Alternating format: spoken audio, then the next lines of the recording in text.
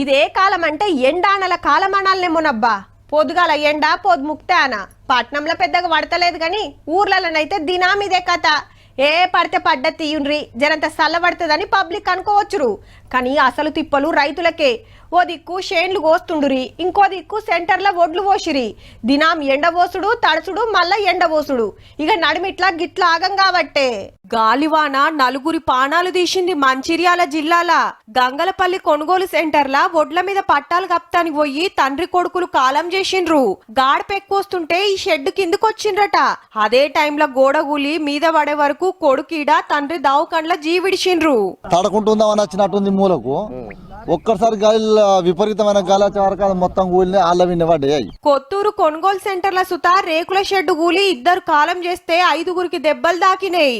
వర్షం బాగా పడు వెళ్ళిపోదామన్నా కానీ వెళ్ళిపోయేటట్టు లేకుండే. ఇక అటు ఇటు చూసి ఇక ఒకడే ఒకన కథం డాబా కూలింది. 3 ఇరుకపోయిండ్రు. మేము 4 బయటకు వచ్చినాం. రోడ్డు మీద షెట్లు పడిపోయినాయి. ఓ చర్చి కూలిపోతే గా టైంలా అండ్లు ఉన్నోళ్ళకు దెబ్బలు దాకినాయి. కాలం చేసిన రైతుల కుటుంబాలను ఆదుకుంటాం, ఆనలతోటి ఆగమైన పంటలకు నష్టం గట్టిస్తామన్నాడు మంత్రి వివేక్ సారు.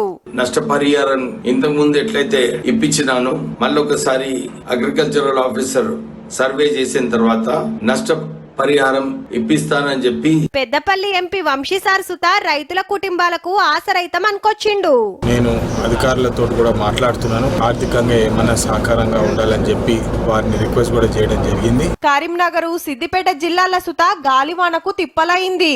మార్కెట్ లో పోసిన ఒడ్లు తడిచినాయి, మక్క షెండ్లు ఒరిగినాయి, మామిడికాయలు రాలినాయి. పోయి చిట్టి రాపిస్తే నెల రోజులకి ఇచ్చారు. ఎండ పోసి దగ్గర నుంచి పట్టాలు కొట్టుకుపోయి మొత్తం రాసి మొత్తం నానింది.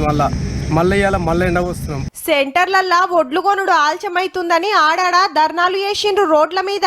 కాంటాలు జప్పున పెట్టాలే, తడిసిన ఒడ్లు సుతగొని మిల్లులకు పంపాలని ఆఫీసర్లకు ఆర్డరేసిండు వ్యవసాయ మంత్రి తుమ్మల సారు. ఎండాకాలంలా గీ ఆనలేందో గాని రైతులను గిట్ల గోసబెట్టబట్టే.